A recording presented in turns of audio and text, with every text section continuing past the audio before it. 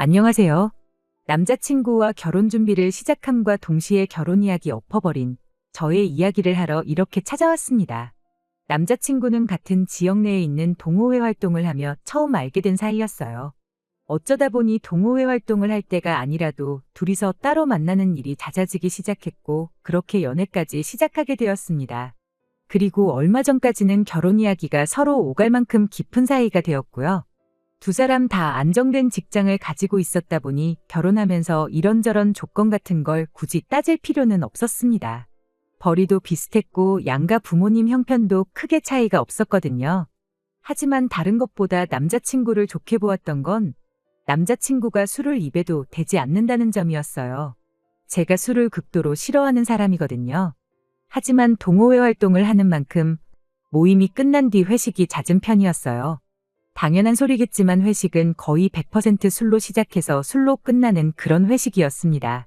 항상 그렇게 뒤풀이를 할 때면 저 혼자 빠져나와 집에 돌아가곤 했었는데 그때 저 말고도 회식에 참석하지 않고 집에 돌아가는 사람이 있었으니 그게 바로 남자친구였어요. 그렇게 회식이 있을 때면 저희 둘이 따로 빠져나와서 시간을 보내기 시작했고 그게 인연이 되어 연애까지 시작하게 되었던 겁니다. 제가 술을 싫어하는 데에는 이유가 따로 있어요. 제가 어렸을 적 일인데 저희 가족들이 어디 놀러 나갔다가 저녁 늦게 집에 오던 길에 교통사고가 크게 났던 적이 있어요. 상대방은 음주운전이었고 그 사고로 인해 저도 크게 다쳤고 저희 부모님도 한동안 병원 신세를 져야 했어요. 저희 부모님은 두 분이 같이 작은 식당을 운영하고 계셨는데 두 분 다 병원 신세를 져야 했다 보니 병원에 계신 동안 가게를 열지 못해 수많은 손님들이 떨어져 나가게 되었죠. 그런데 정작 저희 집에 그렇게 큰 피해를 끼친 운전자는 생각보다 솜방망이 처벌을 받고 끝나고 말았어요. 물론 술 먹고 운전하는 사람들이 나쁜 사람들이지 술 먹는 것 자체가 문제가 되는 건 아니지만 그래도 정신 나갈 때까지 부어라 마셔라 하는 사람들이 좋게 보이지는 않았던 건 사실이었어요. 그래서 이왕 사람을 만난다면 술을 안 마시는 사람을 선호하는 편이었죠. 아무튼 적어도 남자친구와 결혼하면 술 때문에 속 썩을 일은 없겠구나 그런 생각이 들었습니다. 아무튼 저희 연애가 길어지면서 자연스럽게 결혼 이야기도 오가기 시작했고 안정적인 직장의 양가 부모님 형편도 탄탄하시니 둘이 결혼하면 다툴 일 하나 없이 앞으로 잘 될 일만 남았구나 그렇게만 생각했어요. 결혼 이야기가 이제 막 오가기 시작한 만큼이었다 보니 양가 부모님께 서로를 언제 인사시킬지 그런 이야기를 주고받던 시기였어요. 남자가 여자 집에 먼저 인사를 해야 한다는 법은 없지만 보통 그렇게들 하니 당연히 저희 집에 먼저 인사를 시키고 그 뒤에 제가 남자친구 집에 인사를 가는 쪽으로 이야기가 되고 있었습니다. 그런데 난데없이 남자친구가 부모님이 이번 주말에 좀 보자시는데 일정을 조정해보면 안 되겠냐는 말을 꺼내더라고요. 갑자기 무슨 일인가 했더니 아버지 생신 때문에 온 가족들이 한자리에 다 모이게 되었답니다. 남자친구 부모님이 그때 겸사겸사 저를 가족들한테 먼저 인사를 시키면 좋겠다고 했대요. 그러니까 부모님께 정식으로 인사를 하는 자리는 나중에 따로 만들기로 하고 그 전에 가족들한테 얼굴 도장이나 먼저 찍었으면 싶다는 소리였죠. 솔직히 내키는 자리는 아니었습니다. 부모님한테 인사를 드리러 가는 것만으로도 긴장되는데 그러기도 전에 벌써 온 가족들한테 인사를 하러 오라는 소리나 다름없었으니까요. 그래도 지금에 와서 한편으로는 이런 생각도 들어요. 그때 인사를 드리러 가지 않았으면 나는 아무것도 모른 채 이 사람과 아직도 한참 결혼 준비를 하고 있진 않을까 하는 생각이요. 자리가 자리니만큼 첫 인상이 제일 중요한 거 아니겠나 싶어서 남자친구와 함께 약속 장소의 시간보다 20분 일찍 도착했어요. 미리 예약해놓은 방으로 들어갔는데 테이블이 몇 개가 붙어 있는 게 정말 와도 대가족이 오는구나 싶어서 긴장부터 되더군요. 아니나 다를까 가족들이 한 명 한 명 들어오기 시작하는데 대충 20명 정도 되는 대가족들이 모이게 되었습니다. 마지막으로 남자친구의 작은아버지네가 도착했고 그 가족들이 착석하기가 무섭게 남자친구 아버님은 일하는 분을 불러서 술부터 주문하기 시작했어요. 종업원분이 주문을 받아간 지 1분도 지나지 않았는데 남자친구 아버님하고 작은아버지가 이 집은 술을 왜 이렇게 늦게 가져다 주냐며 장사하기 싫으냐, 돈 벌기 싫으냐 하면서 큰 소리를 내기 시작했습니다. 종업원분이 부랴부랴 술을 먼저 가져다 주셨는데 또 거기다 대고는 뭐 안주도 없이 맹술만 마시냐는 거냐며 빨리 밑반찬 같은 거 깔아야지. 술이라도 한 병 더 파는 법 아니겠냐고 이 집 장사를 이따구로 해서 쓰냐니 하는 누가 들어도 기분 나쁠 농담을 던지셨지요. 남자친구는 머쓱 차는 표정으로 저한테 살짝 우리 가족들이 전부 다 애주가이고 특히 아버지랑 작은아버지가 아주 술고래시다 하고 설명을 해주더라고요. 그리고 가게 입장에서는 저렇게 농담하는 손님들을 오히려 더 친근하게 느껴하고 단골처럼 대해주기 때문에 일부러 저러시는 거라고 절대 진상을 부리시는 게 아니니 걱정하지 말라면서요. 제가 술자리를 거의 가본 적이 없던 사람이다 보니 그런 부분까지는 몰라서 그냥 그렇구나 대답만 하고 말았습니다. 남자친구가 술을 안 마신다고 남자친구 가족들까지 전부 술을 마시지 않을 거라고 생각하지는 않았어요. 그런데 저 정도로 술 타령을 하는 모습을 보니 살짝 마음이 불편해지기 시작했습니다. 술고래라는 말부터가 한두 잔 드시고 마는 게 아니라는 소리나 마찬가지였으니 말이죠. 그리고 대번에 왜 남자친구가 술고래라는 표현을 썼는지도 한 번에 딱 알 수 있었습니다. 밑반찬이 깔리기가 무섭게 두 분은 자기들 앞에 놓인 물컵을 비우고는 거기에 소주를 따라대기 시작했으니까요. 첫 잔은 컵에 마셔야지 제맛이라며 물컵에 가득 따라 놓은 술을 마시는 그 모습이 진짜 고래가 물 마시는 모습처럼 보였어요. 음식 나오고부터는 그래도 소주잔에 마시기 시작했는데 술을 아예 안 마시는 저로서는 그 모습부터가 참 충격적이었습니다. 그리고 주문한 음식이 나오니 온 가족들이 아버님과 작은아버님만큼은 아니지만 다들 서로서로 술잔을 채워주면서 술을 마시기 시작했습니다. 애초에 저는 겸사겸사 인사만 드리러 간 거지. 자리 자체는 제가 주인공인 자리가 아니라 가족 모임이었다 보니 오히려 그런 무관심이 더 편하긴 했어요. 그냥 있는 듯 없는 듯 공기처럼 있다가 빨리 자리가 끝나서 집에 돌아가면 좋겠다 그런 생각뿐이었습니다. 식사를 시작한 지 어느 정도 시간이 지났고 아버님도 슬슬 혀가 꼬부라지기 시작하는 게 술에 많이 취하셨구나 하는 생각이 들 때쯤이었습니다. 저만큼 취했으니 곧 있으면 자리가 끝나겠구나 그런 기대를 가지고 있던 차에 결국 우려하던 일이 터져버리고 말았어요. 제가 대화의 화제에 오르게 되었던 거죠. 남자친구 어머니가 저를 두고 우리 집 며느리 될 애라면서 오늘도 가족들한테 인사하겠다고 제 발로 찾아왔다며 참 기특한 애라고 없는 사실까지 말해가며 제 이야기를 하시더라고요. 가족들 앞에서 좋은 인상 심어주고자 지어낸 말이었을 테니 굳이 억지로 끌려온 자리라고 해명은 하지 않았지만 결과적으로는 그것 때문에 한참 왁자지껄했던 분위기가 갑자기 며느리 자리 면접하는 분위기로 바뀌기 시작했어요. 월급은 얼마나 되니 부모님은 뭐 하시니 같은 개인적인 이야기부터 시작해서 애는 언제 낳을 거니 몇이나 낳을 거니 하는 이야기까지 정말 별의별 질문들을 받았습니다. 대충 궁금한 건 다 물어본 건지 잠깐의 침묵이 이어졌고 이내 작은아버지라는 사람이 저한테 조카 며느리 술은 얼마나 잘 마시는지 봐야겠다며 와서 술 한 잔 받으라고 저를 부르더군요. 제가 술은 안 마신다는 이야기를 채 꺼내기도 전에 자기가 마시던 잔을 비우더니 거기에 술을 한 잔 가득 채워서 이리 와서 자기가 주는 술을 마시라는 겁니다. 술을 권하는 것도 싫었는데 마시던 잔에 술을 따라주는 게 저걸 지금 나보고 마시라고 저러는 건가 싶었죠. 제가 술은 못 마신다고 말했는데도 어른이 주는 술은 거절하지 말고 마셔야 되는 법이라며 사회생활 하는 애가 그런 것도 모르냐? 요즘 회사에서는 기본적인 주도도 안 가르쳐 주냐 하면서 저한테 핀잔을 주기 시작했어요. 잔 들고 있다가 팔 떨어지겠다고 이걸 제가 빨리 마셔야지 자기도 저한테 한 잔 받을 거 아니냐며 이럴 때 아니면 언제 젊은 여자한테 술 한 잔 받아보겠냐면서 지 혼자 껄껄거리면서 농담을 하는데 어른이 주는 술은 받아야 하는 거라며 주도 따지는 인간이 저런 말을 하니 어이가 없더군요. 물은 위에서 아래로 흐르는 법 아닌가요?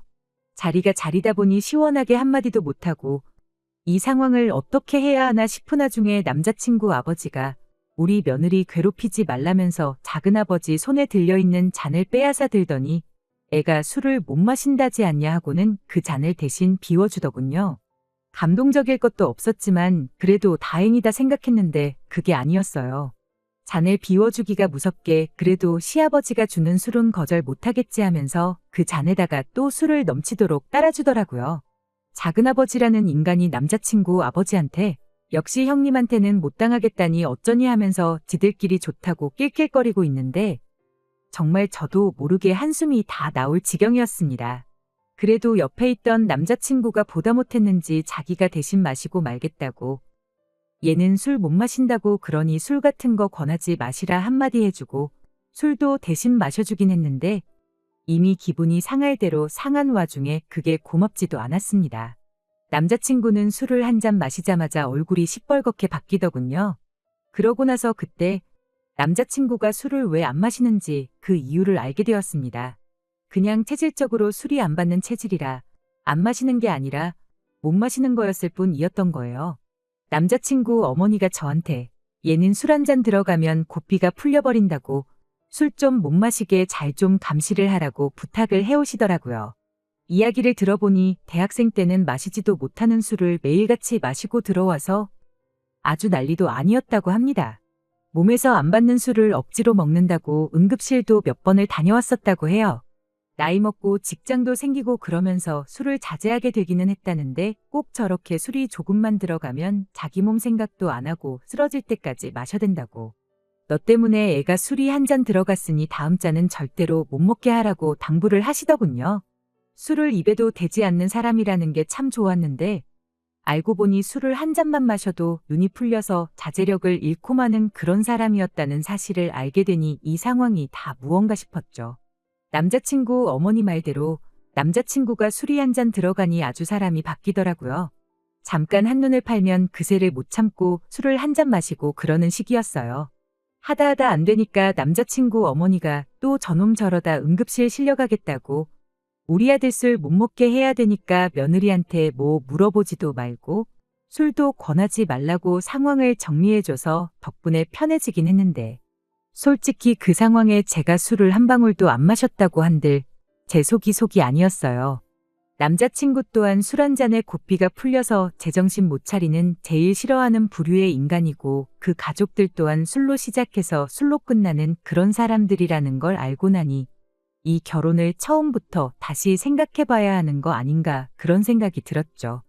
그리고 그 생각에 아주 쐐기를 박아주는 일이 일어났어요.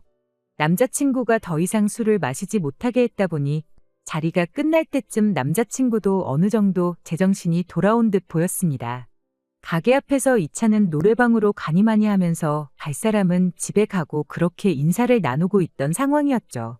저는 어차피 그 자리에 더 이상 남아있을 생각이 없었다 보니 이 차를 간다고 하면 그 자리에서 인사드리고 혼자서라도 집에 돌아올 생각이었어요.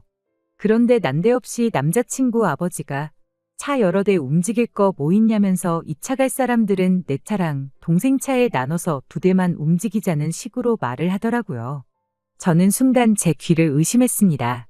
자리에서 술을 가장 많이 마신 두 사람이 혀가 꼬부라질 대로 꼬부라져서 발음도 똑바로 못하는 인간들이 저 상태로 차를 끌고 도로로 나간다고 하니 이 인간들이 제정신인가 싶었죠.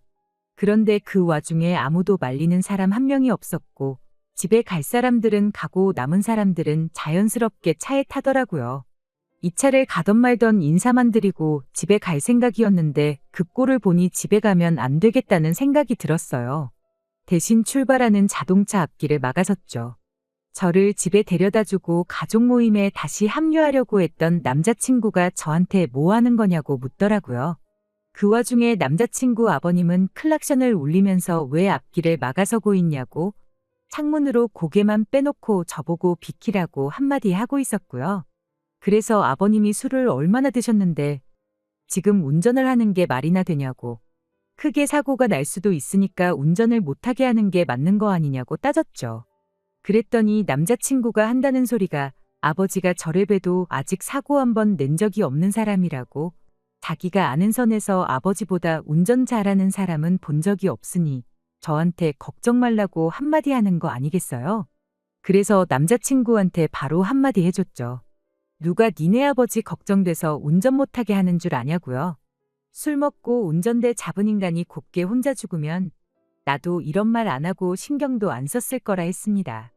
제 말이 끝나기 무섭게 남자친구 두 눈이 휘둥그레지면서 자기가 무슨 말을 들었나, 제대로 들은 건가? 하는 표정으로 바뀌더라고요. 그래서 다시 한마디 해줬어요.